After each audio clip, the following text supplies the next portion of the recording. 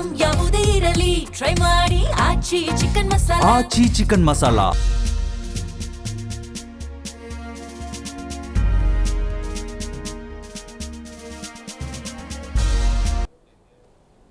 ವಿಶೇಷ ಕಾರ್ಯಕ್ರಮಕ್ಕೆ ಸ್ವಾಗತ. ನಾನು ಸಿಂಚನಾ. ನಿನ್ನೆ ಚೆನ್ನೈ ಸೂಪರ್ ಕಿಂಗ್ಸ್ ಹಾಗೂ ರಾಜಸ್ಥಾನ್ ರಾಯಲ್ಸ್ ಮುಖಾಮುಖಿಯಾಗಿದ್ರು. ಮೊದಲ ಪಂದ್ಯದಲ್ಲೇ ಸಿಎಸ್ಕೆ ಫ್ಲಾಪ್ ಶೋ. ಇನ್ನೊಂದು ಕಡೆ ವೈಭವ್ ಸೂರ್ಯವಂಶಿ ಅಬ್ಬರಿಸಿದ್ರು. ಕೇವಲ 15 ಎಸೆತಗಳಲ್ಲಿ ಹಾಫ್ ಸೆಂಚುರಿ. ಹೀಗಾಗಿ ಮೊದಲ ಪಂದ್ಯದಲ್ಲಿ ಸಿಎಸ್ಕೆ ವಿರುದ್ಧ ಆರ್ಆರ್ ಭರ್ಜರಿ ಗೆಲುವು ಸಾಧಿಸಿದೆ. ಈ ಬಗ್ಗೆ ಇವತ್ತು ಮಾತಾಡೋಣ. ಇದೇ ಹೊತ್ತಿನ ವಿಶೇಷ IPL ಕಿಕ್.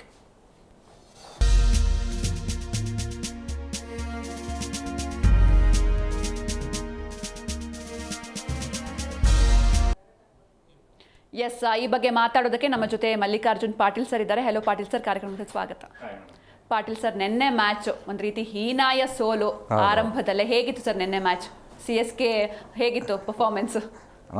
ನನಗಂತೂ ಮುಗುಳ್ನಾಗೆ ಗೊತ್ತಿಲ್ಲ, ಯಾಕಂದರೆ ನಾವು RCB ಫ್ಯಾನ್ಸ್ಗೆ ನಿನ್ನೆ ಮ್ಯಾಚು ಸಖತ್ ಖುಷಿ ಕೊಟ್ಟಿರುತ್ತೆ.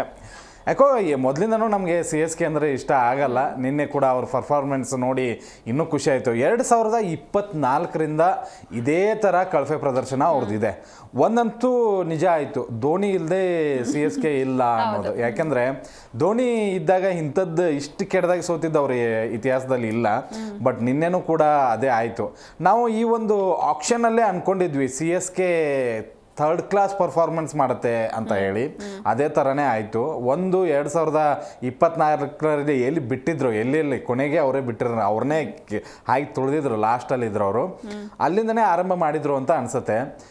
ಎಲ್ಲರೂ ಕೂಡ ಮೊದಲು ಫಸ್ಟ್ ಮ್ಯಾಚಿಗೆ ಹೋಗೋಣ ನಾವು. First RCB versus SRH. ಅಲ್ಲೂ ಕೂಡ ಒಂದು ಗೆಲುವು ಬೇಕು ಅನ್ನುವಂಥ ಒಂದು ಹಠ ಇತ್ತು ಬ್ಯಾಟ್ಸ್ಮನ್ಗಳ ಕಡೆಯಿಂದ ಅಥವಾ ಬೌಲರ್ಗಳ ಕಡೆಯಿಂದ.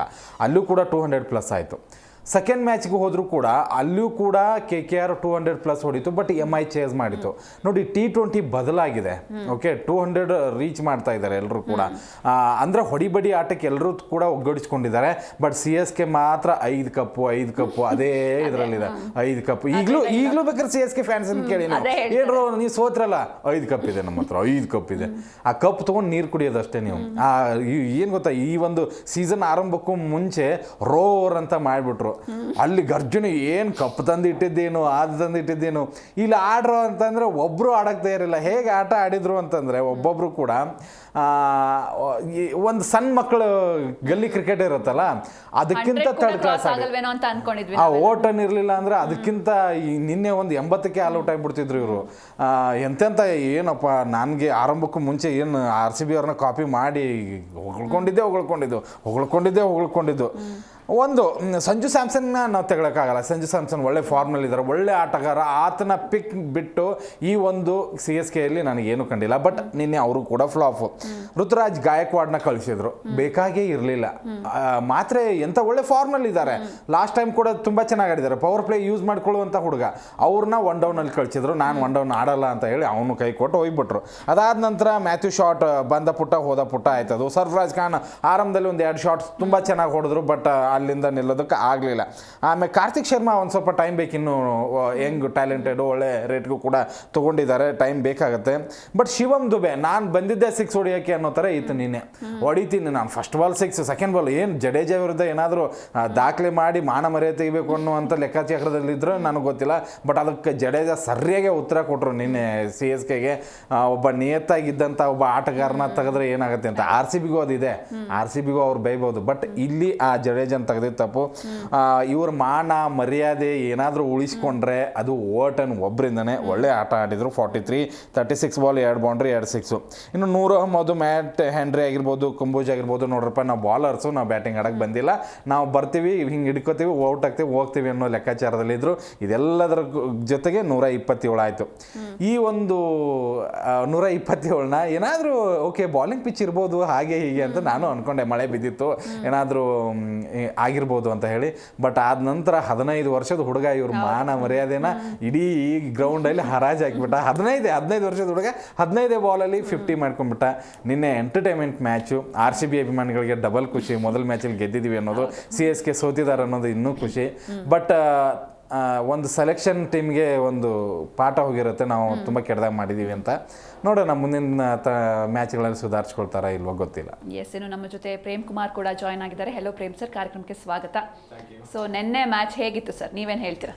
ನಿನ್ನೆ ಮ್ಯಾಚು ಆನ್ ಪೇಪರಲ್ಲಿ ಭರ್ಜರಿ ಘಟಾನುಘಟಿಗಳ ಟೀಮು, ಒಳ್ಳೆ ರನ್ ಬರುತ್ತೆ ಅನ್ನೋದೆಲ್ಲ ಐತೆ. ಯಾಕಂದರೆ CSK ಆನ್ ಪೇಪರ್ ನೋಡೋದಾದರೆ ನೀವು ಇಬ್ಬರು ವಿಶ್ವಕಪ್ ಹೀರೋಗಳಿದ್ರು.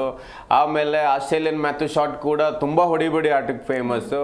ಇನ್ನೊಂದು ಕಡೆಗೆ ಮಾತ್ರ ವಿಶ್ವಕಪ್ ಎತ್ಕೊಂಡ್ಬಂದಿದ್ರು ಅಂಡರ್-19, ಅವರು ಒಳ್ಳೆ ಲಯದಲ್ಲಿದ್ದಾರೆ ಅಂತ. ಇನ್ನು ಪಾಟೀಲ್ ಹೇಳಿದಾಗೆ ಕಾರ್ತಿಕ್ ಮೇಲೆ ಭಾಳ ನಿರೀಕ್ಷೆ ಇತ್ತು, ಒಳ್ಳೆ ಅಮೌಂಟ್ ಕೊಟ್ಟು ತೊಗೊಂಡಿದ್ರು. ಇನ್ನು ಸರ್ಫರಾಜ್ ಖಾನ್ ಫಸ್ಟ್ ಕ್ಲಾಸ್ ಕ್ರಿಕೆಟಲ್ಲಿ ಒಳ್ಳೆ ಲಯದಲ್ಲಿದ್ದರು. ಇವೆಲ್ಲ ಲೆಕ್ಕಾಚಾರ ಹಾಕೊಂಡು ಆಮೇಲೆ ಹೆನ್ರಿ ಬೌಲಿಂಗು ವರ್ಲ್ಡ್ ಕಪ್ ಅಲ್ಲಿ ತುಂಬಾ ಚೆನ್ನಾಗಿತ್ತು. ಎಲ್ಲ ಕಾಂಬಿನೇಷನ್ ಅಲ್ಲಿ ಐಡಿಯಾ ಮಾಡ್ಕೊಂಡ್ ಬಂದ್ರು. ಆದ್ರೆ ರಾಜಸ್ಥಾನಲ್ಲಿ ಇದು ವರ್ಕೌಟ್ ಆಗುತ್ತಾ ಅನ್ನೋದನ್ನ ಅವ್ರು ಲೆಕ್ಕಾಚಾರ ಹಾಕ್ಲಿಲ್ಲ. ಜೊತೆಗೆ ರಾಜಸ್ಥಾನ ಕೌಂಟಿಗೆ ತಗೊಳ್ದೆ ಬೇಡ, ಐದು ಬಾರಿ ಕಪ್ ಎತ್ತಿದ್ರು ನಾವು ಅಂತ ಹೇಳ್ಬಿಟ್ಟು ಒಂದು ಅಹಂ ಇತ್ತು ಅವರಿಗೆ.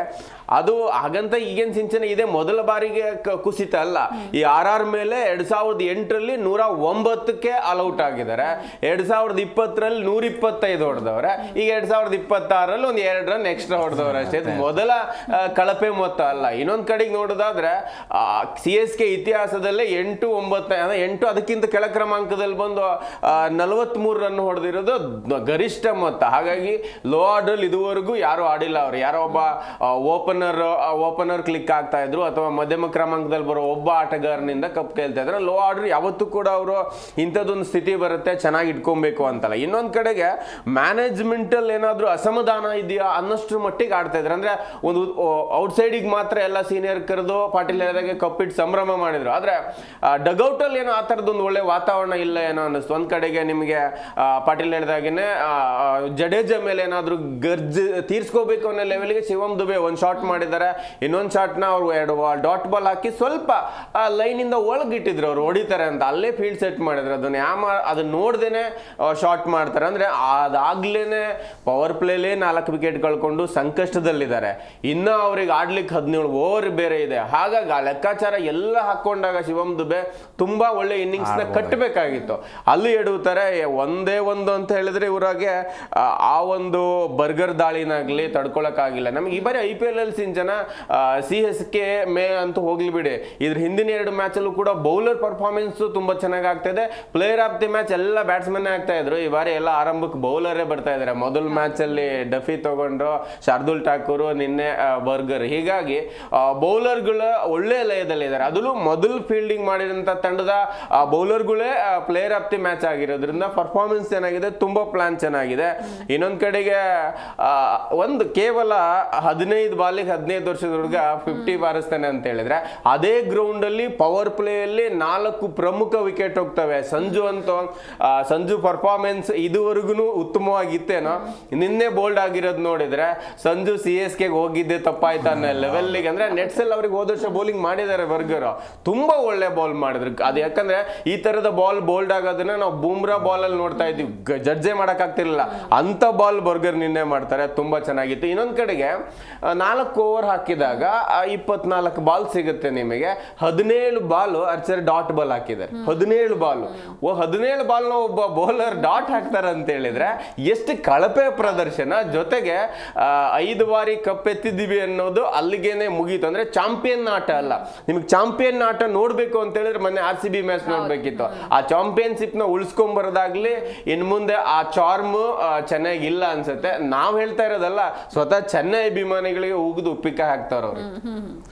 CSK ಇಂದ ಒಂದಂತೂ ಲಾಭ ಆಗ್ತಾ ಇದೆ. ಏನು ಅಂತಂದ್ರೆ ಅವರು ಪರಿಸರ ಪ್ರೇಮಿಗಳು. ಒಂದು ಡಾಟ್ ಬಾಲ್ ಆದ್ರೂ ಇಷ್ಟು ಗಿಡಗಳು ಅಂತ ಇದಾವೆ. ಅಷ್ಟು ಮತ್ತೆ ಪರಿಸರದ ಮೇಲೆ ಅಷ್ಟು ಪ್ರೀತಿ ಇದೆ. ಡಾಟ್ ಮಾಡಿ ಮಾಡಿ ಮಾಡಿ ನಮ್ಮ ಪರಿಸರನ ತುಂಬಾ ಇದನ್ನ ಮಾಡ್ತಾ ಇದ್ದಾರೆ. ಇನ್ನು ಪಾಟೀಲ್ ಸರ್, ಆಗ್ಲೇ ನಾವು ಮಾತಾಡ್ತೀವಿ ಅಂದ್ರೆ ವೈಭವ್ ಸೂರ್ಯವಂಶಿ ಬಗ್ಗೆ ಮಾತಾಡ್ಲೇಬೇಕು. ಕೇವಲ 15 ಬಾಲ್ಗಳಲ್ಲಿ ಹಾಫ್ ಸೆಂಚುರಿ. ಸೊ ಹೇಗಿತ್ತು ಅವರ ಪರ್ಫಾರ್ಮೆನ್ಸ್? ಅಂದ್ರೆ ಎಕ್ಸ್ಪೆಕ್ಟ್ ಮಾಡಿದ್ರ? ಅವರು ನಾವು ಎಕ್ಸ್ಪೆಕ್ಟ್ ಮಾಡೋದಲ್ಲ, ನಾನು ಎಕ್ಸ್ಪೆಕ್ಟ್ ಮಾಡಿದ್ದೆ ಆ್ಯಕ್ಚುಲಿ. ಆತ ಯಾಕೆ ಅಂಥ ಒಳ್ಳೆ ಫಾರ್ಮ್ನಲ್ಲಿ ಇದ್ದರು, ಅಂಥ ಹೊಡಿಬಡಿ ಆಟ ಲಾಸ್ಟ್ ಇಯರೇ ಅವ್ರು ತೋರಿಸಿದ್ರು. ಬಟ್ ಇದನ್ನು CSKದವ್ರು ಎಕ್ಸ್ಪೆಕ್ಟೇಷನ್ ಮಾಡಿರಲಿಲ್ಲ. 127 ಹೊಡೆದ್ರು ಆರಾಮಾಗಿ ಆಡಿ ಗೆಲ್ತಾರೇನೋ ಅಂತ ಅಂದ್ಕೊಂಡಿದ್ರು ಪಾಪ. ಬಟ್ ಅವರ ವೈಭವವನ್ನು ಮತ್ತೊಮ್ಮೆ ತೋರಿಸಿದ್ರು. ನೋಡಿ, ವೈಭವ್ ಆಡಿದ ಆಟಕ್ಕೆ ಒಂದು 2-3 ಪಾಯಿಂಟ್ ಹೇಳ್ತೀನಿ. ಒಂದು, ನಾನು ಲಾಸ್ಟ್ ಟೈಮ್ ಸುಮ್ಮನೆ ಎಲ್ಲೋ ನನಗೆ ಟುಕ ಪ್ಲೇಯರ್ಸ್ ಅಂತಾರಲ್ಲ, ಸಿಕ್ತು ಆಯಿತು ಬಂತು ರನ್ನು, ಅದನ್ನೆಲ್ಲ ನಾನು ಮತ್ತೆ ಇಂಥದ್ದೇ ಆಟ ಆಡ್ತೀನಿ ಅನ್ನೋದನ್ನು ತೋರಿಸ್ಕೊಟ್ರು. ಎರಡನೇದು, ನಾನು ಟೀಮ್ ಇಂಡಿಯಾಗೆ ರೆಡಿ ಇದ್ದೀನಿ, ನನ್ನನ್ನು ಕರ್ಕೊಳ್ಳಿ, ನಾನು ಹೊಡಿತೀನಿ, T20 ಸ್ಪೆಷಲಿಸ್ಟ್ ನಾನು, ಅದನ್ನು ತೋರಿಸ್ಕೊಟ್ರು. ಮೂರನೇದು, ನಾನು ಏಜ್ ಕಡಿಮೆ ಇರ್ಬೋದು ಬಟ್ ಕ್ರಿಕೆಟ್ ನನಗೆಲ್ಲ ಗೊತ್ತು ಅನ್ನೋದನ್ನು ಕೂಡ ತೋರಿಸ್ಕೊಟ್ರು. 3 ಪಾಯಿಂಟ್ಸ್ಗಳನ್ನು ಆತ ನಿನ್ನೆ ತೋರಿಸ್ಕೊಟ್ಟ. ನೋಡಿ, ಮೊದಲ ಬಾಲಿಂದ ಒಂದು ಸ್ವಲ್ಪ ನೋಡ್ಕೊಂಡ್ರು, 1-2 ಬಾಲು, ಬಟ್ ಅದಾದ ನಂತರ ಹೊಡಿಬಡಿ ಆಟಕ್ಕೆ T20 ಏನು ಬೇಕಲ್ಲ ಅದನ್ನು ಅವ್ರು ಕೊಡ್ತಾ ಇದ್ದಾರೆ. ಏಜ್ ನೋಡಬೇಡಿ, ಅಥವಾ ಅವರ ಏನೋಪ್ಪ ಯಾವುದೋ ಇದನ್ನು ಕರ್ಕೊಂಬಂದ್ರು, ಫಿಟ್ನೆಸ್ ಇಲ್ಲ, ಹಾಗೆ ಹೀಗೆ ಇವೆಲ್ಲ ಮಾತುಗಳು ಬಿಡಿ, ನಿಮಗೆ ರನ್ ಬರ್ತಾ ಇದೆಯಾ ಅದು ಇಂಪಾರ್ಟೆಂಟು, ಅದನ್ನು ನಿನ್ನೆ ತೋರಿಸ್ಕೊಂಡ್ಬಿಟ್ರು. ಒಂದು, ಆ ಪಿಚ್ಚಲ್ಲಿ ಯಾರು ತಡ್ಕಾಡಿದ್ರು, ಕೆಲವೊಬ್ರು ಅಂತ ಇದ್ರು, ಮಳೆ ಬಂತು ಹಂಗಾಯ್ತು, ಈ ಪಿಚ್ಚಲ್ಲಿ ರನ್ ಬರ್ತಾ ಇರಲಿಲ್ಲ, CSKಗೆ ಅದೇ ಪ್ರಾಬ್ಲಮ್ ಆಯ್ತು. ಅದು ಅದೇ ಪಿಚ್ಚಲ್ಲಿ ತಾನೇ ಅವರು ಹೊಡೆದಿರೋದು, ಸೇಮ್ ಬ್ಯಾಟರು, ಸೇಮ್ ಪಿಚ್ಚು, ಆಮೇಲೆ ಲಾಸ್ಟ್ ಇಯರ್ ಅದನ್ನು ತೋರಿಸ್ಕೊಟ್ಟವ್ರೆ, ಹಿಂಗೆ ಆಡಿದರೆ ಸಾಕು ಅಂತ. ನೋಡಿ, ನಿನ್ನೆ CSK ಅವರು ಕಲಿಬೇಕಾಗಿದ್ದು ಏನು ಗೊತ್ತಾ, T20 ಹೆಂಗೆ ಆಡಬೇಕು, T20 ಅಂದರೆ ಏನು ಅನ್ನೋದನ್ನ 15 ವರ್ಷದ ಹುಡುಗ 5 ಕಪ್ ಗೆದ್ದಂಥ ತಂಡಕ್ಕೆ ತೋರಿಸ್ಕೊಟ್ಟ. ನಿನ್ನೆ ಚೆನ್ನಾಗಿ ತೋರಿಸ್ಕೊಟ್ಟ. ನೋಡ್ರೋ, ಇದು ಹಿಂಗೆ ಆಡ್ಬೇಕಂಡ್ರೋ, ಹಂಗಲ್ಲ ಅಂತ ಹೇಳಿ, ಹಿಂಗೆ ಆಡಿದ್ರೆ ಗೆಲ್ತೀವಿ, ಹಿಂಗೆ ಆಡಿದ್ರೆ ನೀವು ಇನ್ನೂ 2019ರಲ್ಲಿ ಧೋನಿ ಅವರು ಹಿಂಗೆ ಮಾಡಿದ್ರು ಕಣೋ, ಹಿಂಗೆ ಆಡಬಾರ್ದು, ಅಲ್ಲಿ ಸೋತಿದ್ವಿ ನಾವು, ಇಲ್ಲಿ ಹಿಂಗೆ ಆಡಿ ಹಿಂಗೆ ಗೆಲ್ತೀವಿ ನಾವು ಅನ್ನೋದನ್ನ ತೋರಿಸ್ಕೊಟ್ರು. ನೋಡಿ, 5 ಕಪ್ ಗೆಲ್ಲೋದು ಇಂಪಾರ್ಟೆಂಟ್ ಅಲ್ಲ, ಮ್ಯಾಚ್ ಗೆಲ್ಲೋದು ಇಂಪಾರ್ಟೆಂಟು. ನಾವು 5 ಕಪ್ ಗೆದ್ವಿ ಅಂತ ಎಷ್ಟು ವರ್ಷ ಹೇಳ್ಕೊಂಡು ಹೋಗ್ತೀರಾ ನೀನು? 50 ವರ್ಷ ಹೇಳ್ಕೊಂಡು ಹೋಗ್ತೀರಾ? 50 ವರ್ಷಕ್ಕೆ ಇದೆ ರಾಜಸ್ಥಾನ 5-10 ಕಪ್ ಗೆದ್ದಿರುತ್ತೆ ಹಿಂಗೆ ಆಡ್ತಾ ಹೋದ್ರೆ. ನೋಡಿ, ನಿನ್ನೆ ರಾಜಸ್ಥಾನದವ್ರು ಗೆಲ್ಲೋದಕ್ಕೆ ಬಂದಿದ್ರು, CSKದವ್ರು ತೋರಿಸ್ಕೊಳ್ಳೋಕೆ ಬಂದಿದ್ರು, ಹಂಗಾಗಿಬಿಡ್ತು ನಿನ್ನೆ ಮ್ಯಾಚು. ಒಂದಂತೂ ನಿಜ, ವೈಭವ್ ಸೂರ್ಯವಂಶಿ ಅಂತಹ ಆಟ ಖಂಡಿತವಾಗ್ಲೂ ಇಂಪ್ರೆಸಿವ್ ಆಗಿ ಮೂಡಿ ಬಂತು. ಇನ್ನೊಂದು, ಅವ್ರ ಜೊತೆಗೆ ಸಾಥ್ ಕೊಟ್ಟಿದ್ದು ಜೈಸ್ವಾಲ್ ಒಂದು ಮಾತು ಏನು ಗೊತ್ತಾ, ಸ್ಲೋ ಆಡಿದ್ರು, 36 ಬಾಲ್ 38 ರನ್. ಅವ್ರು ಹೇಳ್ಕೊಟ್ರು, ನಿಮ್ಮನ್ನ 100 ಸ್ಟ್ರೈಕ್ ರೇಟಲ್ಲೂ ನಾನು ಗೆಲ್ತೀನಿ ಅಂತ. 100 ಸ್ಟ್ರೈಕ್ ರೇಟ್ ಇಟ್ಕೋತೀನಿ ನಾನು, ಸಾಕು, 100 ಸ್ಟ್ರೈಕ್ ರೇಟಲ್ಲೂ ನಿಮ್ಮನ್ನ ಸೋಲಿಸ್ತೀನಿ ಅನ್ನೋದನ್ನ ತೋರಿಸ್ಕೊಟ್ರು. ಮತ್ತು ಇನ್ನೊಂದೇನೆಂದರೆ, ವೈಭವ್ ಸೂರ್ಯವಂಶಿ ಹೊಡಿತಾ ಇರುವಾಗ ನಂದೇನು ಕೆಲಸ ಇದೆ, ಸಿಂಗಲ್ ಕೊಡ್ತೀನಿ, ಅವ್ರ ಮಾನ ಮರ್ಯಾದೆ 15 ವರ್ಷದ ಹುಡುಗ ತೆಗಿತಾನೆ ಅನ್ನೋಂಥ ಲೆಕ್ಕಾಚಾರ. ಅಷ್ಟು ಚೆನ್ನಾಗಿ ಆಡಿದ್ರು. ಬಾಲರ್ಗಳು ಯಾರು ಕೂಡ ಇಂಪ್ರೆಸಿವ್ ಆಗಿ ಏನು ಕಾಣಲಿಲ್ಲ. ಹೆನ್ರಿ ಕೂಡ 40 ರನ್ ಕೊಟ್ಟರು, ಒಂದೇ 2 ವಿಕೆಟ್ ಬಿತ್ತು ಕಂಬೋಜ್ಗೆ, ಅವ್ರನ್ನ ಬಿಟ್ಟರೆ ಯಾರೂ ಇಲ್ಲ. ಇನ್ನು ಖಂಡಿತವಾಗ್ಲೂ ನಾವು RR ಬಾಲಿಂಗ್ನ ಮೆಚ್ಚಲೇಬೇಕು. ಎಂಥ ಬಾಲಿಂಗ್ ನಿನ್ನೆ. ಆರ್ಚರ್ ನೋಡಿ, ವಿಶ್ವಕಪ್ನಲ್ಲಿ ನಾಯಿ ಹೊಡಿಸ್ಕೊಂಡಿದ್ರು, ಬಟ್ ಇಲ್ಲಿ ಬಂದು ಪಾಪ CSKದವರು ಮಾನ ಮರ್ಯಾದೆ ತೆಗೆದ. 4 ಓವರಲ್ಲಿ 19. ಬರ್ಗರ್ ತುಂಬ ಚೆನ್ನಾಗಿ ಹಾಕಿದ್ರು, 2 ವಿಕೆಟ್ ಅವ್ರಿಗೂ ಬಿತ್ತು. ಆಮೇಲೆ ನೋಡಿ, ಬ್ರಿಜೇಶ್ ಶರ್ಮಾ ಕೂಡ 1 ವಿಕೆಟ್ ತಗೊಂಡ್ರು. ಇನ್ನೇನು ಹೇಳೋದು ಇವ್ರಿಗೆ. ಬ್ರಿಜೇಶ್ ಶರ್ಮಾ ಬಿತ್ತು, ಸಂದೀಪ್ ಶರ್ಮಾಗೊಂದು, ರವಿ ಬಿಷ್ಣುಗೊಂದು, ರವೀಂದ್ರ ಜಡೇಜಾ ತುಂಬ ಎಲ್ಲರೂ ಕೂಡ ಬಾಲ್ ಹಾಕಿದವ್ರಿಗೆಲ್ಲ ವಿಕೆಟ್ ಕೊಟ್ಟಿದ್ದಾರೆ. ಯಾರಿಗೂ ಕೂಡ ಮೋಸ ಮಾಡಿಲ್ಲ CSKದವರು. ನೀನು ಬಂದಿದ್ಯಾ, ನಿನಗೂ ತಗೋ, ನಾವು ಮನಸ್ಸಿಂದ ಕೊಡ್ತೀವಿ, ನಮ್ಮ ಹತ್ರ 5 ಕಪ್ ಇದೆ, ಈ ಸರಿ ನಿಮ್ಮನ್ನೆಲ್ಲ ಗೆಲ್ಸೋದಕ್ಕೆ ಬಂದಿದ್ದೀವಿ ಅನ್ನೋ ಲೆಕ್ಕಾಚಾರಕ್ಕೆ ಬಂದಿದ್ರು. ಬಟ್ ಕೊನೆಯದಾಗಿ ತಿಲಕ ಇಟ್ಟಂಗೆ ವೈಭವ್ ಸೂರ್ಯವಂಶಿ ಅವರ ವೈಭವ ಈ ಒಂದು ಸೀಸನ್ನಲ್ಲಿ ತುಂಬ ಚೆನ್ನಾಗಿ ನಡೀಲಿ ಅಂತ ಹಾರೈಸ್ತೀನಿ ಅಷ್ಟೇ. ಇನ್ನು ಪ್ರೇಮ್ ಸರ್, ನಿನ್ನೆ ಧೋನಿ ಅವರ ಅನುಪಸ್ಥಿತಿ ಎಫೆಕ್ಟ್ ಆಯ್ತಾ ಟೀಮ್ಗೆ, ಹೇಗೆ?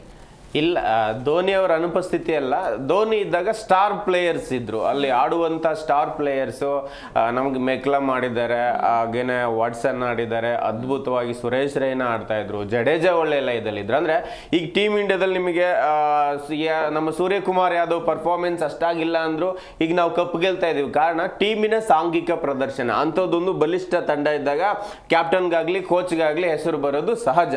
ಆ ನಿಟ್ಟಿನಲ್ಲಿ ನಿಮಗೆ ಒಳ್ಳೆ ಟೀಮ್ ಇದ್ದಾಗ ಧೋನಿ ಗೆದ್ರೆ ವಿನಃ, ಧೋನಿ ಲಾಸ್ಟ್ ಸೀಸನ್ ಇದ್ದಾರೆ, ಆದ್ರೆ ಹಿಂದಿನ ಸೀಸನ್ ಅಲ್ಲೂ ಇದ್ದಾರೆ, ಇವಾಗೂ ಇದ್ದಾರೆ, ಬಟ್ ಆಡ್ತಾ ಇಲ್ಲ 2 ಮ್ಯಾಚಲ್ಲಿ ಒಂದು ಸ್ವಲ್ಪ ಕಾರಣಾಂತರಗಳಿಂದ ಅನ್ನೋದಾದ್ರೆ ಧೋನಿ ಇದ್ದಾರೆ. ಧೋನಿ ಇದ್ರೂ ಕೂಡ ಯಾವುದೇ ದೊಡ್ಡ ಬದಲಾವಣೆ ಏನು ಆಗ್ತಾ ಇಲ್ಲ. ಅಂದ್ರೆ ಕ್ರಿಕೆಟ್ ಅಲ್ಲಿ ಇದ್ದಂತಹ ಬಲಿಷ್ಠ ಆಟಗಾರರ ಪಿಕ್ಕಿಂಗ್ ಏನಿದೆಯಲ್ಲ, ಅವರಿಗೆ ಈಗ ಅದೊಂದು ಸೆಲೆಕ್ಷನ್ ಅಲ್ಲಿ ಕೊರತೆ ಆಗಿದೆಯೋ ಏನೋ ಗೊತ್ತಿಲ್ಲ. ಹೆಂಗ್ ಟೀಮ್ ಕಡೆ ಮರ ಹೋಗ್ತಿದ್ದಾರೆ, ಬೇರೆ ಬೇರೆ ಪ್ಲಾನ್ಸ್ ಮಾಡ್ತಿದ್ದಾರೆ, ಅವೆಲ್ಲವೂ ಕೂಡ ಸ್ಟಿಫನ್ ಫ್ಲೇಮಿಂಗಿಗೆ ವರ್ಕ್ ಆಗ್ತಿಲ್ಲ. ಆ ಒಂದು ಆಯ್ಕೆ ಸಮಿತಿ ಬೇರೆ ತರದ್ದು ಮಣೆ ಹಾಕಬೇಕು. ಒಂದು ಧೋನಿನ ಇಟ್ಕೊಂಡಿರೋದು ಅಲ್ಲಿನ ಚೆನ್ನೈ ಅಭಿಮಾನಿಗಳಿಗೆ, ಫ್ಯಾನ್ ಬೇಸ್ಗೆ ಇಟ್ಕೊಂಡಿದ್ದಾರೆ ವಿನಃ ಅದರಿಂದ ಡ್ಯಾಮೇಜು ಆಗಲ್ಲ, ಲಾಭನೂ ಆಗಲ್ಲ ಇವತ್ತಿಗೆ. ಯಾಕಂತ ಹೇಳಿದ್ರೆ ವೈಭವ್ ಸೂರ್ಯವಂಶಿ 2ನೇ ಸೀಸನ್ ಆಡ್ತಿದ್ದಾರೆ, ಆಡಿದ್ರು ಕೂಡ ಎಷ್ಟು ಮೆಚುರಿಟಿ ಇದೆ ಈ ಬಾರಿ ಅಂದ್ರೆ, ಮತ್ತೆ ಅವರ 15 ಬಾಲಿಗೆ 50 ಬಾರಿಸಿದ್ರು, ಈಗ ಮತ್ತೆ 15 ಬಾಲಿಗೆ 2ನೇ ಬಾರಿಗೆ 50 ಬಾರಿಸಿದ್ದಾರೆ. ಒಂದು ನೋಡಿ, ಅಂತದೊಂದು ಟೀಮ್ ಎದುರಾಳಿ ಲೆಕ್ಕಕ್ಕೆ ಅಲ್ಲ ಅಂದಂಗೆ. ಜೈಸ್ವಾಲ್ ಕೂಡ 13 ಬಾಲಿಗೆ 50 ಬಾರಿಸಿದ್ದಾರೆ. ಅದ್ರ ಜೊತೆಗೆ ನಾವು 14 ಬಾಲಿಗೆ ಅಂತ ಹೇಳಿದರೆ ನಮ್ಮ KL ರಾಹುಲ್ ಇದ್ದಾರೆ, ಹಾಗೇನೆ ಪ್ಯಾಟ್ ಕಮಿನ್ಸು, ಶೆಫರ್ಡ್ ಎಲ್ಲರೂ ಕೂಡ 14 ಬಾಲಿಗೆ 6 ಹೊಡೆದ್ರೆ. 15 ಅಂತ ಹೇಳಿದ್ರೆ ಹಿಂದೆ ಯೂಸುಫ್ ಪಠಾಣು, ಸುನಿಲ್ ನರೇನು, ಪೊರಾನು ಹಾಗೆ ಈ ತರದ ಆಟಗಾರರು 15 ಬಾಲಿಗೆ 50 ಹೊಡೆದವರು ಕೂಡ ಇದ್ದಾರೆ. ಒಟ್ಟಾರೆ ನಮಗೆ 10ನೇ ಅರ್ಧ ಶತಕ ಕಮ್ಮಿ 15 ಬಾಲ್ಕಿಂತ ಕಡಿಮೆಗೆ ಬಂದಿದೆ. ಹಾಗಾಗಿ ಈ ಸಾಧನೆ ಮಾಡಿದರ ಪಟ್ಟಿಯಲ್ಲಿ ಯಂಗ್ ಹುಡುಗ ಸೇರ್ಕೋತಿದ್ದಾನೆ. ಹಾಗಾಗಿ ಹೈಯೆಸ್ಟ್ ಏಜ್ ಆಗಿರೋ ಧೋನಿ ಇದ್ರು ಕೂಡ ಯಂಗ್ ಹುಡುಗರು ಪರ್ಫಾರ್ಮೆನ್ಸ್ ಮಾಡ್ತಿದ್ದಾರೆ ಅಂತ ಹೇಳಿದ್ರೆ ಧೋನಿ ಇದ್ರೂ ಕೂಡ ಯಾವುದೇ ದೊಡ್ಡ ಬದಲಾವಣೆ ಆಗ್ತಿರ್ಲಿಲ್ಲ. ಇನ್ನೊಂದ್ ಕಡೆಗೆ ಇನ್ನೊಂದು 10 ರನ್ ಏನಾದ್ರು ಸೇರಿಸಬಹುದಿತ್ತ, ಧೋನಿ ಜವಾಬ್ದಾರಿಯುತ ಆಟ ಆಡಿ ಒಂದು ಓವರ್ ಟರ್ನ್ಗೆ ಏನಾದ್ರು ಸ್ವಲ್ಪ ಸಾಥ್ ಕೊಡಿದ್ರೆ ಇನ್ನೊಂದು 10 ರನ್ ಸೇರ್ಕೋಬಹುದಿತ್ತೇನೋ, ಅದು ಇಲ್ದೇನೆ ಇರ್ಬೋದಿತ್ತು ಅಷ್ಟೇ. ಅಷ್ಟೊಂದು ಬಿಟ್ರೆ ಬೇರೆ ಇನ್ನೂ ದೊಡ್ಡ ಬದಲಾವಣೆ ಆಗ್ಲಿಕ್ಕೆ ಸಾಧ್ಯ ಇಲ್ಲ. ಹಾಗಾಗಿ ನನಗನ್ಸುತ್ತೆ ಧೋನಿಗೂ ಈಗಿರೋ CSKಗೂ ಯಾವುದೇ ರೀತಿಯ ಸಂಬಂಧ ಆಗಲಿ ಅಥವಾ ವಿನ್ನಿಂಗ್ ಪರ್ಫಾರ್ಮೆನ್ಸ್ ಆಗಲಿ ಅವರಿಂದ ಬರ್ತಾರೆ ಅಂತ ನನಗೇನು ಅನಿಸ್ತಾ ಇಲ್ಲ. ಯಾಕಂದ್ರೆ ಅವ್ರು ಟೀಮ್ ಇಂಡಿಯಾದಲ್ಲಿ 2011ರಲ್ಲಿ ಇದ್ದಾಗೂ ಕೂಡ ಘಟಾನುಘಟಿ ತಂಡ ಇತ್ತು. ಸೆವಾಗ್ ಇದ್ರು, ಸಚಿನ್ ಇದ್ರು, ವಿನ್ನಿಂಗ್ ಈಗಿರುವ ನಮ್ಮ ಹಾಲಿ ಕೋಚ್ ಗೌತಮ್ ಗಂಭೀರ್ ಇದ್ರು, ಅಲ್ಲಿ ಥ್ರೋಟ್ ಹೀರೋ ಆಗಿದ್ದು ಯುವರಾಜ್ ಸಿಂಗ್, ಬೌಲಿಂಗ್ ಬ್ಯಾಟಿಂಗ್ ಎಲ್ಲರಲ್ಲೂ ಕೂಡ. ಹೀಗೆ ಒಂದು ಉತ್ತಮ ಪರ್ಫಾರ್ಮ್ ಮಾಡುವ ತಂಡ ಇದ್ದಾಗ ಯಾರು ನಾಯಕರಾಗಿರ್ತಾರೋ ಅಲ್ಲಿ ಪಾಟೀಲ್ ಇದ್ರು, ಪ್ರೇಮ್ ಇದ್ರು, ಕಪ್ ಬರುತ್ತೆ. ಯಾಕಂದ್ರೆ ಟೀಮ್ ಅಂತದೊಂದು ಪ್ರದರ್ಶನ ನೀಡಿರುತ್ತೆ. ಹಾಗಾಗಿ ನಿಮ್ಗೆ ಕೋಚ್ಗಾಗ್ಲಿ ಕ್ಯಾಪ್ಟನ್ಗಾಗ್ಲಿ ಆ ಆಂಗಲಲ್ಲೂ ಕೂಡ ಹೆಸರು ಬಂದಿರುತ್ತೆ. ಅದನ್ನು ಕೂಡ ನಾವು ಮೆನ್ಷನ್ ಮಾಡ್ಬೇಕಾಗುತ್ತೆ. ಎಸ್, ಇನ್ನು ಪಾಟೀಲ್ ಸರ್, ಇನ್ನೊಂದು ಕಡೆ RCB ಭರ್ಜರಿಯಾಗಿ ಸ್ಟಾರ್ಟ್ ಮಾಡಿದೆ, ಆದ್ರೆ CSK ಈ ರೀತಿ ಹೀನಾಯವಾಗಿ ಸ್ಟಾರ್ಟ್ ಮಾಡಿದೆ.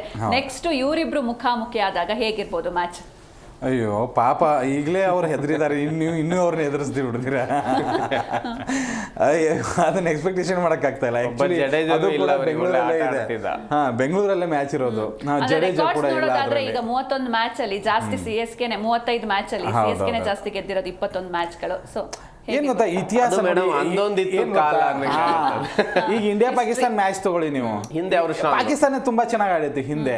ಈಗ ಇಂಡಿಯಾ ಜೊತೆ ಒಂದ್ ಮ್ಯಾಚ್ ಗೆದ್ದಿಲ್ಲ ಅವ್ರು. ಲಾಸ್ಟ್ ಒಂದು 2-3 ವರ್ಷದಲ್ಲಿ ತಗೊಳ್ಳಿ ನೀವು, ಗೆದ್ದಿಲ್ಲ. ಹಂಗೆ ಪಾಕಿಸ್ತಾನ ಈಗ ಹೆಂಗೆ ನನಗೆ ಏನಾಗ್ತಾ ಇದೆ ಅಂತಂದ್ರೆ, ಈ ವರ್ಲ್ಡ್ ಕಪ್ ನಡೀತಾ ಇದೆ ಅಂತ ಅನಿಸ್ತಾ ಇದೆ ನನಗೆ. ವರ್ಲ್ಡ್ ಕಪ್ ನಡೀತಾ ಇದೆ, ಈ ಪಾಕಿಸ್ತಾನದವ್ರನ್ನ ಲಾಸ್ಟ್ ಅಲ್ಲಿ ಇಟ್ಟಿದೀವಿ, ಕೆಳದಾಗ ಆಡ್ತಾರೆ, ಈ ತರ ಫೀಲಿಂಗ್ ಬರ್ತಾ ಇದೆ ನನಗೆ. ಆಕ್ಚುಲಿ ಹೋಲಿಕೆ ಬೇಡ, ಬಟ್ ಆದ್ರೂ ಹಿಂಗೆ ಅನಿಸ್ತಾ ಇದೆ. No problem. ಬಟ್ RCB ಮ್ಯಾಚಿಗೆ ಬರೋಣ ನೋಡಿ. ನಮ್ಮ ಫಸ್ಟ್ ಮ್ಯಾಚಲ್ಲೇ ಹಂಗೆ ಹೊಡೆದ್ವಿ, ನಾಯಿ ಹೊಡೆದಂಗೆ ಹೊಡೆದ್ವಿ. ಇನ್ನು ಇವ್ರನ್ನ ಬಿಡ್ತೀವ?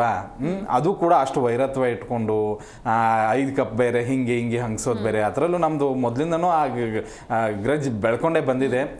ಇಂಥ ಡಬ್ಬಾ ಟೀಮ್ ಜೊತೆಗೆ ಇನ್ನೂ ಜಾಸ್ತಿ ಆಡ್ತೀವಿ ನಾವು. 200 ಅಲ್ಲ 300 ಹೊಡೆದ್ರೂ ಆಶ್ಚರ್ಯ ಪಡಬೇಕಾಗಿಲ್ಲ. ನಮ್ಮಲ್ಲಿ ಹೆಂಗಿದ್ದಾರೆ, ಯಾರನ್ನ ಕೂರಿಸ್ಬೇಕು ಅಂತ ಹೇಳಿ ನಾವು ಯೋಚನೆ ಮಾಡ್ತಾ ಇದ್ದೀವಿ.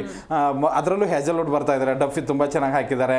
ಆಮೇಲೆ ಜಕಬ್ ಬೆತಲ್ನ ಕೂರಿಸಿದೀವಿ. ಅಯ್ಯೋ, ಯಾರನ್ನ ಆಡ್ಸೋದ ಇವರು, ಇನ್ನು ನಾವು ಯಾರನ್ನ ಆಡ್ಸೋದು ಅಂತ ಇವರು ಯಾರೂ ಆಡ್ತಾ ಇಲ್ವಲ್ಲ ಅನ್ನೋದು ಇವರಿಗೆ ತಲೆನೋವು ಆಗಿಬಿಟ್ಟಿದೆ. ಇನ್ನು ಧೋನಿ ಏನಾದರೂ ನಿನ್ನೆ ಮ್ಯಾಚ್ ಏನಾದರೂ ಅದು ಹಾಸ್ಪಿಟ್ಲಲ್ಲಿ ಕುತ್ಕೊಂಡೇ ನೋಡಿದ್ರು ಕೂಡ, ಅಯ್ಯೋ ಬೇಡ ತಡಿಪ, ನಾನೇ ಬರ್ತೀನಿ ಬೆಂಗಳೂರು ಜೊತೆ. ಇವರು ಇನ್ನು ಏನು 40 ಗಾಲೋಟ್ ಆದರೂ ಆಗೇ ಬಿಡ್ತಾರೆ. ಬೇಡ, ಕಾಲು ಮುರಿದ್ರು ಕೈ ಮುರಿದ್ರು ನಾನು ಆಡ್ತೀನಿ ಅಂತ ಬಂದರೂ ಬರ್ಬೋದು, ನನಗೆ ಗೊತ್ತಿಲ್ಲ. ಬಟ್ ಮುಂದಿನ ಮ್ಯಾಚ್ಗಂತೂ ನಾನು ಕಾಯ್ತಾ ಇದ್ದೀನಿ. ಹೆಂಗೆ ಹೊಡಿಬೇಕು ಅಂತಂದರೆ, ಇಷ್ಟು ವರ್ಷದ ಏನಿದೆ 18 ಸೀಸನ್ ಆಗಿದೆ, 19 ಸೀಸನ್. ಆ 19ನೇ ಸೀಸನ್ನು ಅವ್ರಿಗೆ 1900 ವರ್ಷಗಳ ಕಾಲನೂ ನೆನಪಿರ್ಬೇಕು. ಹಂಗೆ ಹೊಡಿಬೇಕು. ಯಾಕಂದ್ರೆ ಅಷ್ಟು ಡಬ್ಬಾ ಫಾರ್ಮ್ನಲ್ಲೇ ಇದ್ದಾರೆ ಅವರು. ಆ ಓಟನ್ನ ಒಬ್ಬರನ್ನ ತೆಗೆದಿದ್ರೆ ಎಲ್ಲ ಹೋಗ್ತಿತ್ತು. ಒಂದು 20-30 ರನ್ನಿಗೆ ಅಲೌಟ್ ಮಾಡ್ಬೇಕು ಇವ್ರನ್ನ. ಹಂಗಿದೆ ನಮ್ಮ ಬೌಲರ್. ಅಕಸ್ಮಾತ್ ಡಫಿ, ಹೆಜಲ್ವುಡ್ ಬಾಲಿಂಗ್ ಬಂದ್ಬಿಟ್ಟು, ಆಮೇಲೆ ನಮಗೆ ಭುವಿ, ಅದ್ರ ಜೊತೆಗೆ ಕೃಣಾಲ್ ಪಾಂಡ್ಯ, ಸುಯೇಶ್ ಶರ್ಮಾ, ಇವ್ರು ಎಲ್ಲರೂ ಬಾಲಿಂಗ್ನ ಅವ್ರು ಹೆಂಗೆ ತಡ್ಕೋಬೇಕು? ಇಂಥವ್ರನ್ನ ವರ್ಲ್ಡ್ ಕಪ್ಪಲ್ಲಿ ಫಾರ್ಮ್ ಇಲ್ಲದೆ ಇರುವಂಥ ಆಟಗಾರರಿಗೆ ಮುಂದೆನೇ ಹಿಂಗೆ ಆಡಿದ್ರು ಇವರು. ಇನ್ನು ನಾವು ಫಾರ್ಮಲ್ಲಿ ಇರೋರು, ಫಸ್ಟ್ ಮ್ಯಾಚ್ ಗೆದ್ದವರು, ಹುಮ್ಮಸ್ಸಲ್ಲಿರೋರು, ಅಂಥ ಬಾಲಿಂಗ್ನ ಹೆಂಗೆ ಆಡ್ತಾರೆ ಅನ್ನೋದು ಗೊತ್ತಿಲ್ಲ. ಬಟ್ ಒಂದು ಸಂಜು ಸ್ಯಾಮ್ಸನ್ನಿಂದ ಒಂದು ಒಳ್ಳೆ ರನ್ ಬರಲಿ ಅಂತ ಅನ್ಕೋತೀನಿ, ಕಾಂಪಿಟೇಷನ್ ಬರಲಿ. ಕ್ರಿಕೆಟ್ ಅಂದ ತಕ್ಷಣ ಒನ್ ಸೈಡ್ ಮ್ಯಾಚ್ ನೋಡಿದ್ರೆ ನಮಗೂ ಇಂಟ್ರೆಸ್ಟ್ ಬರಲ್ಲ. ಬಟ್ CSKದವ್ರನ್ನ ಒನ್ ಸೈಡೇ ಹೊಡಿಬೇಕು ಅನ್ನೋಂಥ ಆಸೆಯನ್ನು ಖಂಡಿತವಾಗ್ಲೂ ಇದೆ. ಬಟ್ ಮುಂದಿನ ಮ್ಯಾಚ್ಗೆ ಕಾಯ್ತಾ ಇದ್ದೀನಿ, 5ನೇ ತಾರೀಕು ಯಾವತ್ತು ಆಗುತ್ತೋ ಅಂತ ಹೇಳಿ. ಅದು ಕೂಡ ಚಿನ್ನಸ್ವಾಮಿಯಲ್ಲಿದೆ. ಬೆಂಗಳೂರಿನಲ್ಲಿರುವಂತಹ ಒಂದು ಗರ್ಜನೆ ಏನಿದೆಯಲ್ಲ, ಚೆನ್ನೈವರೆಗೂ ಕೇಳಬೇಕು. ಹಂಗೆ ಇಲ್ಲಿಂದ ವಿಸಿಲ್ ಹೊಡೆದು ಅವ್ರಿಗೆ ಉರಿಸ್ಬೇಕು ಅನ್ನೋದಿದೆ ನನಗೆ. ಎಸ್, ಇನ್ನು ಪ್ರೇಮ್ ಸರ್, ನೆಕ್ಸ್ಟ್ ಅಂದ್ರೆ RCB ವರ್ಸಸ್ RR ಮ್ಯಾಚ್ ಅಲ್ಲಿ ಈಗ ವೈಭವ್ ಸೂರ್ಯವಂಶಿ ಥ್ರೆಟ್ ಆಗ್ತಾರ RCBಗೆ, ಏನನ್ಸುತ್ತೆ? ವೈಭವ್ ಸೂರ್ಯವಂಶಿ ಬಗ್ಗೆ ನಿನ್ನೆ ಅಷ್ಟೇ ವಿನಯ್ ಕುಮಾರ್ ಹೇಳ್ತಾ ಇದ್ದಂದ್ರೆ, ನಾನು ಇವಾಗ ರೆಡಿ ಇದ್ದೇನೆ, ಪಾಟೀಲ್ ಹೇಳಿದಾಗ ಇಂಟರ್ನ್ಯಾಷನಲ್ಗೆ ನನ್ನನ್ನು ಆಯ್ಕೆ ಮಾಡಿ. ಮುಂದಿನ ಅವ್ರಿಗಿರೋ ಆ ಒಂದು ಮೆಚುರಿಟಿ ಮುಂದಕ್ಕೆ ಹೋಗ್ತಾ ಇರೋದು ನೋಡಿದ್ರೆ ಏಜ್ ಬೇರೆ ಕಮ್ಮಿ ಇದೆ. ನೆಕ್ಸ್ಟ್ ಟೀಮ್ ಇಂಡಿಯಾ ಕ್ಯಾಪ್ಟನ್ ಆಗುವ ಸಾಧ್ಯತೆ ಇದೆ, RRಗೂ ಮುಂದೆ ನಾಯಕನಾಗುವ ಎಲ್ಲ ಎಬಿಲಿಟಿ ಇದೆ ಆತನಿಗೆ ಅಂತ ಹೇಳ್ತಾ ಇದ್ರು. ಇನ್ನೊಂದು ಕಡೆಗೆ ಕಳೆದ ಬಾರಿ ಎಲ್ಲ ಅವರು ಯಾವುದೋ ಒಂದು ರೀತಿ ಶಾರ್ಟ್ ಸೆಲೆಕ್ಷನ್ ಮಾಡ್ತಾ ಇದ್ರು. ಈ ಬಾರಿ ಮೆಚುರಿಟಿ ಇದೆ, ನಿಮ್ಗೆ ಎಲ್ಲ ಏರಿಯಾಗಳಿಗೂ ಶಾರ್ಟ್ನ ಮುಟ್ಟಿಸ್ತಾ ಇದ್ದಾರೆ ಬಾಲ್ನ. ಹಾಗಾಗಿ ನಿಮ್ಗೆ ನೋಡಿ, ನಿನ್ನೆ ಒಳ್ಳೆ ಬೌನ್ಸಿ ಬಾಲ್ ಹಾಕಿದಾಗ ನೀಟಾಗಿ ಅದನ್ನ ಸ್ಕ್ವೇರ್ ಕಟ್ಟಲ್ಲಿ ಬೌಂಡ್ರಿಯನ್ನು ಬಾರಿಸ್ತಾರೆ, ನೀಟಾಗಿ ಎಲ್ಲ ವಿಭಾಗದಲ್ಲೂ ಕೂಡ ಬ್ಯಾಟಿಂಗ್ ಮಾಡ್ತಾ ಇದ್ದಾರೆ. ಹಾಗಾಗಿ ಅವ್ರು ಮೊದಲಿದ್ದಿದ್ದೆ ಅಷ್ಟೇ ಎಲ್ಲ ಸೆಲೆಕ್ಷನ್ ಕೂಡ 6 ಹೊಡೆಯೋಕೆ ನೋಡ್ತಾರೆ ಅಂತ. ಬಟ್ T20 ಅಂತ ಬಂದಾಗ ನಿಮ್ಗೆ ಅದಕ್ಕೆ ಆದ್ಯತೆ ಇರೋದು, ಅದರಲ್ಲೇ ಮೆಚುರಿಟಿ ಆಗ್ಬೇಕು. ನಿಜ ಅಂದ್ರೆ ಮಜಲ್ ಪವರ್ ಒಬ್ಬ 15 ವರ್ಷದ ಹುಡುಗಿ ನೋಡಿ, ನಿನ್ನೆ ಸೆಕೆಂಡ್ ಗ್ಯಾಲರಿ ಸಾಕಿ 2ನೇ ಫ್ಲೋರಿಗೆ ಹೋಗಿ ಬಾಲ್ ಬೀಳ್ತಾ ಇದೆ ಅಂತ ಹೇಳಿದಾಗ T20 ಇಂಥ ಪ್ಲೇಯರೇ ಬೇಕಾಗಿರೋದು ನಿಮಗೆ. ನಿಮ್ಗೆ ಅಷ್ಟೇ ಅಮೌಂಟ್ ಕೊಟ್ಟು ತಗೊಂಡ ಕಾರ್ತಿಕ್ ನಿನ್ನೆ ಏನ್ ಆಡಿದ್ರು ನೋಡಿದೀವಿ. ನಿನ್ನೆ ಆ ತಂಡದ ನಾಯಕನಾಗಿದ್ದ ಮಾತ್ರ ಹೇಗೆ ಆಡಿದ್ರು ನೋಡಿದೀವಿ. ಒಟ್ಟಾರೆ ಓಡೋ ಕುದುರೆಗೆ ಮಾತ್ರ ಅದು ಲಕ್ಕೋ ಅವರ ಶ್ರಮನೋ ಗೊತ್ತಿಲ್ಲ, ಎಲ್ಲಿವರೆಗೂ ಅವ್ರ ಲಯ ಇರುತ್ತೆ ಅವ್ರಿಗೆ ಲಾಭ ಇದ್ದೇ ಇರುತ್ತೆ. ಬಟ್ ನೀವು RCB ಅಂದಾಗೂ ಅಷ್ಟೇನೆ, ಮುಂಬೈ ಅಂದ್ರು ಅಷ್ಟೇನೆ, ಅದು ಟೀಮ್ ಇಂಡಿಯಾಗೆ ಆಡಿದ್ರು ಅಷ್ಟೇನೆ, ವೈಭವ್ ಸೂರ್ಯವಂಶಿ ಆಡೋದೇ ಹಂಗೆ. ಅವ್ರದ್ದು ಒಂದೇ ಗೇರು, ನೀವು ಗೇರ್ ಬದಲಾವಣೆ ಮಾಡಕ್ಕೆ ವೀಕ್ನೆಸ್ ಇಲ್ಲ ಆತನಿಗೆ. ನೀವು ಈ ಬಾಲ್ ಹಾಕಿದ್ರು ಹೊಡಿಯಲ್ಲ, ಈ ಬಾಲ್ ಹಾಕಿದ್ರು ಹೊಡಿಯಲ್ಲ. ನೋಡಿ ನಿನ್ನೆ ನೂರ್ ಅಹಮದ್ ಅಂತ ಸ್ಪಿನ್ನರ್ಗೆ ಮೊದಲ ಬಾಲೆ 6 ಹೊಡಿತಾರ ಆತ. ಆಮೇಲೆ ಹೆನ್ರಿ ಅಂತ ಬೌಲರ್ಗೆ ನಿಮ್ಗೆ ವರ್ಲ್ಡ್ ಕಪ್ ಅಲ್ಲಿ ತುಂಬಾ ಘಟಾನುಘಟಿ ಅಂತ ಸಾಲ್ಟ್ ಅಂತ ಆಟಗಾರನ, ಇಂಗ್ಲೆಂಡ್ ಆಟಗಾರನ ನಡಗಿಸ್ಬಿಟ್ಟಿದಾರ ಬೌಲರ್. ಅಂತಹ ಬೌಲರ್ಗೆ ಈಸಿಯಾಗಿ 6 ಹೊಡಿತಾ ಇದಾರೆ ಅಂತ ಹೇಳಿದ್ರೆ ಅವರ ಶಾರ್ಟ್ ಸೆಲೆಕ್ಷನ್ ಮೇಲೆ ತುಂಬಾ ಕೆಲಸ ಮಾಡ್ತಿದ್ದಾರೆ. ಜೊತೆಗೆ ಅವ್ರು ಹೋದ ವರ್ಷದ ಒಂದು ಇಂಟರ್ವ್ಯೂ ಬಗ್ಗೆ ಮಾತಾಡ್ತಿದ್ರು. ಈಗ ಉದ್ಘಾಟನಾ ಪಂದ್ಯದಲ್ಲೇ ನೀವೇನ್ ಮಾಡ್ತೀರಾ ಅಂತ ಚಿಕ್ಕ ಹುಡುಗ ಅಂತ ಹೋಗಿ ಕೇಳಿದಾಗ, ಏನು ಇಲ್ಲ ಸರ್, ಬರುತ್ತೆ, ಹೊಡಿಬೇಕು, ಹಿಟ್ ಮಾಡೋದಷ್ಟೇ ನನ್ನ ಕೆಲಸ, ಉಡಾಯಿಸೋದಷ್ಟೇ ನನಗೆ ಗೊತ್ತಿರೋದು ಅಂತ. ಹಂಗಂದ್ರೆ ವಿಡಿಯೋ ಗೇಮ್ ತರ ಆಗ್ತಿದೆ ಅವ್ರ ಮ್ಯಾಚ್ ನೋಡೋದು. T20ಗೆ ಇನ್ನ ಹೋದಾಗ T10 ಫಾರ್ಮೆಟ್ ಬರ್ತಾ ಹೋಗುತ್ತೆ. ಸದ್ಯಕ್ಕೆ ಅದು ಭಾರತದಲ್ಲಿ ಚಾಲ್ತಿಯಲ್ಲಿ ಇಲ್ಲ, ಬೇರೆ ಕಡೆ ಇದೆ. ಯಾಕಂದ್ರೆ ನಾವು ಒನ್ ಡೇ ಬೋರ್ ಆದಾಗ T20 ಶಿಫ್ಟ್ ಆದಂಗೆ ನೆಕ್ಸ್ಟ್ T10 ಬರುತ್ತೆ. ಎಲ್ಲದಕ್ಕೂ ಕೂಡ ಈ ತರದ ರಾಕೆಟ್, ಈ ತರದ ಚುಟುಕು ಕ್ರಿಕೆಟ್ಗೆ ಈ ತರದ ಪಟಾಕಿ ಪ್ಲೇಯರೇ ಇಂಪಾರ್ಟೆಂಟ್ ಬೇಕಾಗ್ತಾರೆ. ಹಾಗಾಗಿ RCB ಕೂಡ ಇವ್ರು ಇದ್ದಷ್ಟು ಹೊತ್ತು ಡ್ಯಾಮೇಜ್. ನಿನ್ನೆ 15 ಬಾಲಿಗೆ 50, ಇನ್ನೊಂದು ಸ್ವಲ್ಪ ಇದ್ರೆ ಇನ್ನು 15 ಬಾಲಿಗೆ 50 ಆಗುತ್ತೆ, 100 ಆಗುತ್ತೆ. ಅವಾಗ ತಂಡದ ಸ್ಟ್ರೈಕ್ ರೇಟ್ ಎಷ್ಟು ಲೆವೆಲ್, ಅವ್ರ ಬ್ಯಾಟಿಂಗ್ ಸ್ಟ್ರೈಕ್ ರೇಟ್ ನಿನ್ನೆ 300 ರೀಚ್ ಆಗಿದೆ. ಆ ಲೆವೆಲ್ ಅಲ್ಲಿ ಏನಾದ್ರೂ ಅವರೊಂದು 10 ಓವರ್ ಆಡ್ಬಿಟ್ರೆ ಅದು RCB ಆದ್ರೂ ತಟ್ಟೆ, ಬೇರೆ ತಂಡ ಆದ್ರೂ ತಟ್ಟೆ ಆಗ್ಬಿಡುತ್ತೆ. ಹಾಗಾಗಿ ಒಂದೊಂದು ನಿನ್ನೆ ಅವ್ರು 2 ಕ್ಯಾಚ್ ಮಿಸ್ ಮಾಡಿದ್ರು. ಕಳಪೆ ಫೀಲ್ಡಿಂಗ್ ಚೆನ್ನೈದು.